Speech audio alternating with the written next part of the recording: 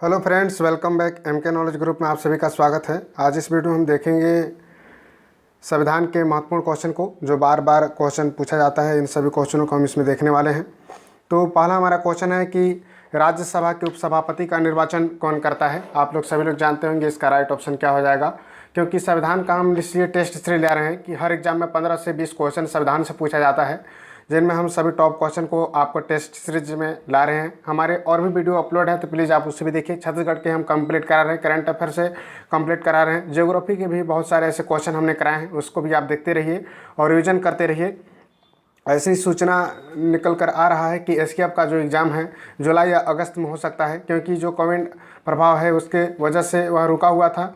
तो हो सकता है कि कुछ समय बाद उसका एग्ज़ाम लिया जाए, क्योंकि 1 वर्ष पहले आज ही के दिन एसकेएफ का एग्ज़ाम क्या है, फॉर्म आया था। तो इस प्रकार की नई सूचना निकल कर आ रही है। आप सभी लोग से निवेदन है कि पढ़ते रहें और निराश होने की ज़रूरत नहीं है। आज नहीं कल वैकेंसी जरूर आएगी, और इसी प्रकार के आशा व विश्वास के साथ आप रिवीजन हमेशा करते रहें। सीजीपीएससी की भी तैयारी करते रहें। निश्चित रूप से सीजीपीएससी के नेक्स्ट ईयर से भी आने वाला है, और मेंस की भी तैयारी करते रहें। चलिए, इस कड़ी में हम बात करते हैं कि राज्यसभा के उपसभापति का निर्वाचन कौन करता है। तो इसका राइट आंसर आपका हो जाएगा लोकसभा सदस्य, राज्यसभा के सदस्य, राष्ट्रपति या उपराष्ट्रपति। तो इसका राइट आंसर बी नंबर होगा, यानी राज्यसभा के सदस्य। राज्यसभा के जो सदस्य होते हैं उनके द्वारा क्या है, बी ऑप्शन सही होगा, उपसभापति का निर्वाचन किया जाता है। नेक्स्ट हम बात करते हैं कि लोकसभा और राज्यसभा में गणपूर्ति या कोरम की संख्या कितनी होती है। आपको बताना है कुल सदस्य संख्या के 1/5, कुल सदस्य संख्या के 1/6, कुल सदस्य संख्या के 1/10 या कुल सदस्य संख्या के 1/8। इसका राइट ऑप्शन सी नंबर होगा, कुल सदस्य संख्या का 1/10। 1/10 क्या होता है, कोरम या गणपूर्ति के लिए आवश्यक होता है। इतने लोग होने पर ही किसी भी कार्य को आगे बढ़ाया जा सकता है। और इस वीडियो हम जो है मुख्य रूप से लगभग 10 से 12 क्वेश्चन ऐसे हम लोकसभा राज्यसभा के करने वाले हैं। उसके बाद हमारा जो है निर्वाचन आयोग से महत्वपूर्ण क्वेश्चन आगे आपको देखने को मिलेगा। तो आप वीडियो का अंत तक बने रहिएगा। निर्वाचन से संबंधित तमाम क्वेश्चन को हमने इसमें लिया है जो संभावित हो सकते हैं, क्योंकि वर्तमान समय में निर्वाचन की जो समय चल रहा है, निर्वाचन से क्वेश्चन बन सकता है, इसलिए हमने निर्वाचन को आज इस वीडियो में अपलोड किया है। तो आप लोग निश्चित रूप से इस वीडियो को अंत तक देखेंगे ताकि आपको पूरी बेनिफिट प्राप्त हो सके। तो तृतीय जो क्वेश्चन है, इसमें तीसरा क्वेश्चन है, भारतीय संविधान के संदर्भ में कहा जाता है कि यह क्या है, मौलिक संविधान है, वकीलों का स्वर्ग है, विकासशील संविधान है या तानाशाही संविधान है। तो इसका राइट आंसर बी नंबर होगा, वकीलों का स्वर्ग है। यानी कि अगर हम बात करें तो इसका राइट आंसर बी नंबर होगा। ऐसा इसलिए कहा जाता है कि भारतीय संविधान में वकीलों की जैसे कि उनको बात को छुपाने के लिए कैसे प्रावधान किए गए हैं। तो इस प्रकार के कहा जाता है कि वकीलों का स्वर्ग है, यानी कि वकील कई प्रकार के कानून नियम बनाकर अपने जो भी पैतरे होते हैं उसे आजमाने में सफल हो जाते हैं। इस प्रकार की चीज़ें भी आलोचना में कही गई है। नेक्स्ट हम बात करते हैं निम्नलिखित में कौन सा कथन सही नहीं है। इस कथन को हमें बताना है, तो इसका राइट ऑप्शन हो जाएगा।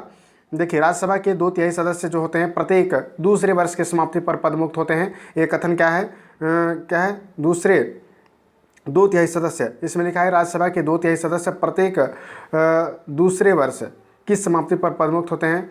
तो यह कथन क्या है, सही नहीं है, गलत है। ठीक है, राज्यसभा में प्रत्येक राज्य और संघ राज्य का क्षेत्रों का सीटों का मंडन, कथन सही है। राज्यसभा निरंतरता का प्रतीक है, सही है। राज्यसभा की अधिकतम सदस्य संख्या 250 होती है। आप लोग बताइए कि राज्यसभा के 1/3 सदस्य या 2/3 सदस्य प्रत्येक दूसरे वर्ष की समाप्ति पर, दूसरे वर्ष की समाप्ति पर पदमुक्त होते हैं। तो आपको बताना है 2/3 होता है कि 1/3 होता है, यह कमेंट करके हमें आप बताएंगे। ठीक है, नेक्स्ट हम बात करते हैं कि अध्यक्ष जो है अध्यक्षात्मक शासन का उदय सर्वप्रथम किस देश में हुआ था। इसका राइट ऑप्शन हो जाएगा आपका डी नंबर, संयुक्त राज्य अमेरिका। संयुक्त राज्य अमेरिका में है अध्यक्षात्मक शासन की व्यवस्था का उल्लेख किया गया है, तो आप इसे याद रखेंगे। नेक्स्ट है संविधान द्वारा अंतिम रूप से पारित संविधान में कुल कितने अनुच्छेद और अनुसूचियां थी। आप लगातार मेरे साथ अगर टेस्ट देते रहते हैं तो संविधान से एक भी क्वेश्चन आपसे बाहर नहीं बनेगा। ठीक है, सभी क्वेश्चन इस वीडियो से आएंगे और हमारा जो टेस्ट सीरीज चल रहे हैं, तो आप निश्चित रूप से विश्वास कर सकते हैं। चलिए हम बात करते हैं तीसरा, 395 अनुच्छेद 8 अनुसूचियाँ, इस प्रकार की अनुसूचियाँ यहाँ पर जोड़ा गया था। इसका राइट आंसर सी नंबर होगा। नेक्स्ट है उपराष्ट्रपति का निर्वाचन कैसे होता है। ठीक है, इसके बारे में बताया गया है। तो उपराष्ट्रपति का जो निर्वाचन है उसकी प्रक्रिया क्या है, इसके बारे में आपको बताना चाहिए। इसका राइट आंसर बी नंबर होगा, यानी कि अप्रत्यक्ष रूप से होता है। आप लोग जानते होंगे कि इसमें सीधे जनता द्वारा नहीं चुना जाता है उपराष्ट्रपति राष्ट्रपति को, इसमें अप्रत्यक्ष एकल संक्रमणी मत प्रणाली द्वारा इसका चयन होता है। इसका राइट आंसर बी नंबर होगा।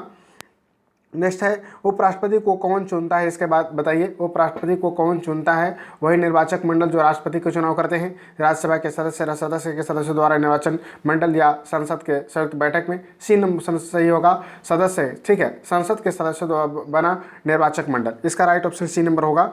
यानी कि उपराष्ट्रपति का जो निर्वाचन है वह संसद के सदस्य द्वारा बना निर्वाचक मंडल के द्वारा ही चुना जाता है। उपराष्ट्रपति और राष्ट्रपति के निर्वाचक मंडल होते हैं।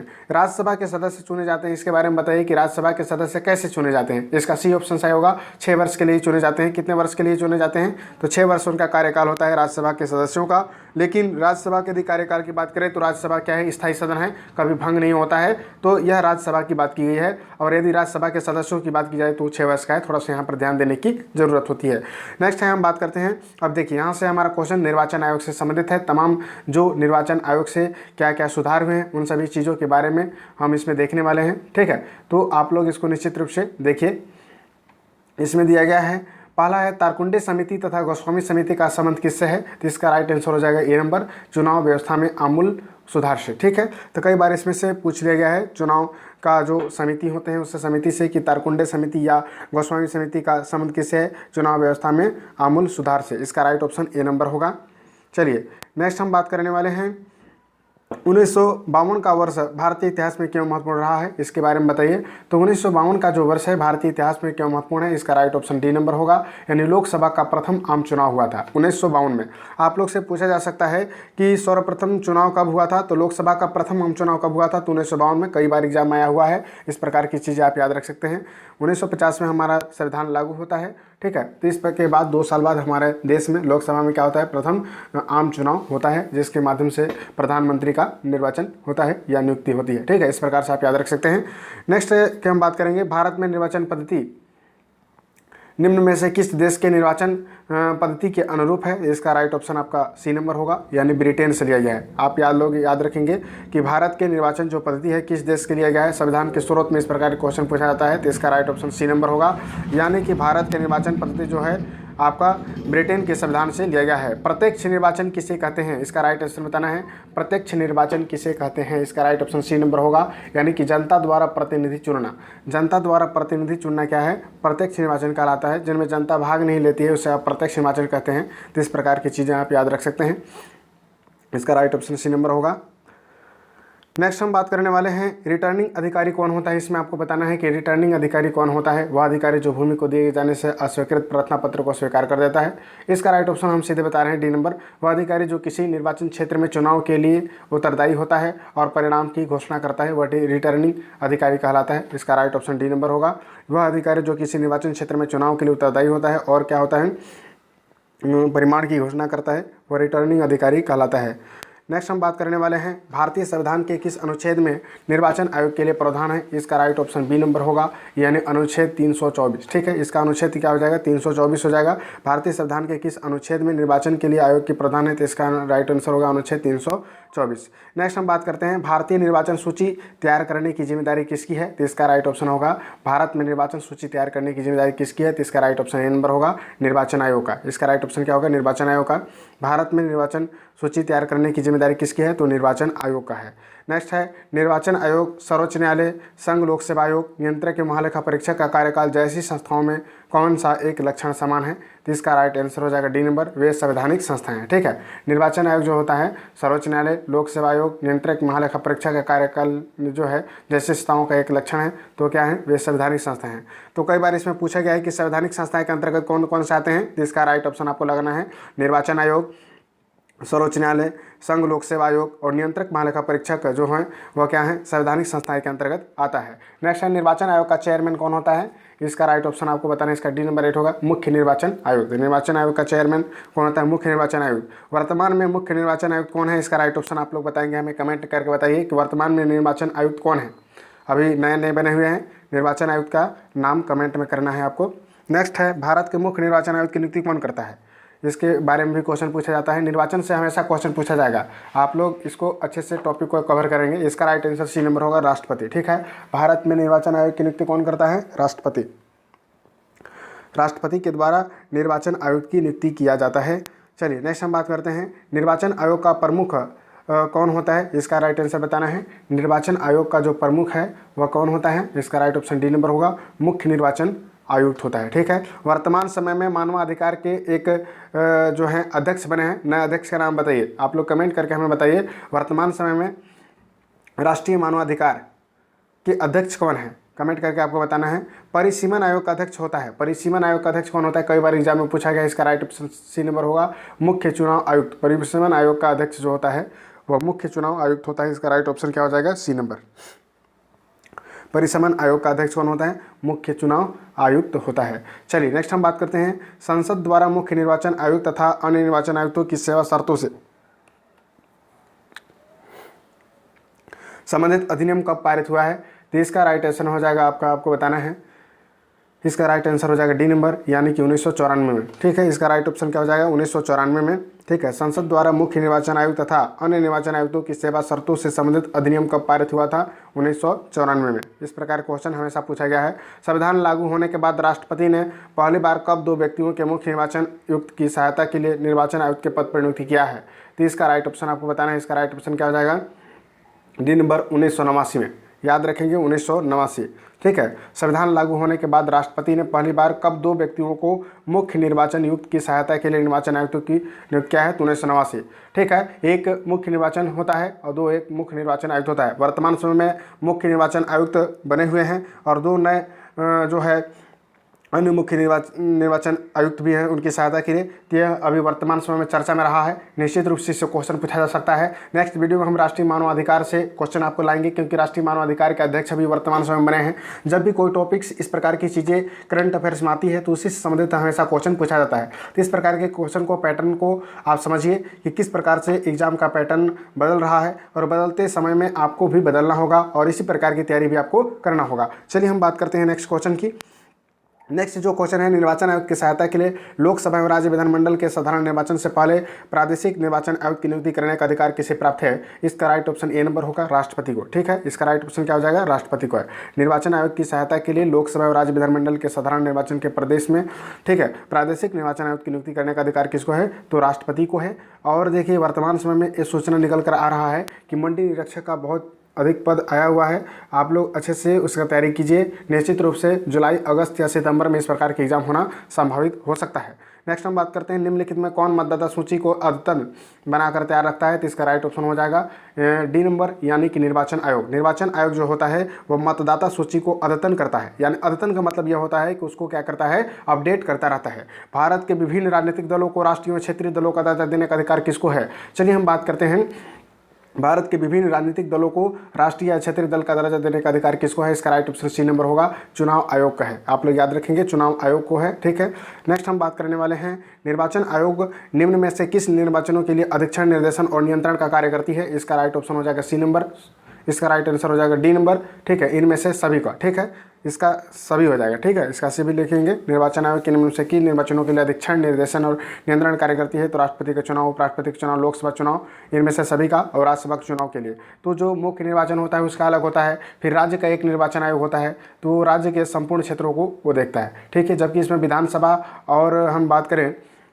विधान परिषद की चीज़ों को भी मुख्य निर्वाचन आयोग जो भारत का निर्वाचन आयोग है वही कार्य करता है, जबकि राज्य का जो निर्वाचन आयोग होता है वह नगर पालिका या पंचायत से संबंधित तमाम जो निर्वाचन का कार्य होता है उसको संपन्न कराया जाता है। ये भी चीज़ें आपको ध्यान रखना चाहिए। उपचुनाव कराया जाता है, कितने वर्ष बाद उपचुनाव कराया जाता है इसके बारे में बताइए, इसका राइट आंसर डी नंबर होगा, कभी भी। उपचुनाव कभी भी कराया जा सकता है जब भी पद क्या होता है, खाली होता है। जैसे कि एक बार चुन लिए जाने के बाद किसी भी आकस्मिक घटना के कारण उस पद को खाली किया जाता है या किसी की मृत्यु या किसी भी कारण से, तो उसके बाद जो चुनाव किए जाते हैं उससे हम उपचुनाव के नाम से जानते हैं। और उपचुनाव उसको क्या है, किसी भी चुनाव को 6 महीने के अंदर पद को भरना होता है, तो 6 महीने के अंदर उपचुनाव कराया जाता है। जैसे कि वर्तमान समय में भी ममता बनर्जी का जो चुनाव चल रहा है पश्चिम बंगाल में, जैसे कि उन्हें फिर से एक बार चुनाव कराना होगा ताकि वो जीत कर आए, तभी वो 6 महीने के बाद भी मुख्यमंत्री के पद पर रह सकते हैं। तो इस प्रकार के चुनाव उपचुनाव के अंतर्गत आते हैं, तो कभी भी कराया जा सकता है, इसका कोई टाइम लिमिट नहीं होता है। तो इसका राइट ऑप्शन हमने समझ लिया। चलिए नेक्स्ट है मध्यावधि चुनाव कब कराया जाता है, तो इसका राइट आंसर होता है मध्यावधि का मतलब आप लोग समझ सकते हैं कि मध्य और अवधि।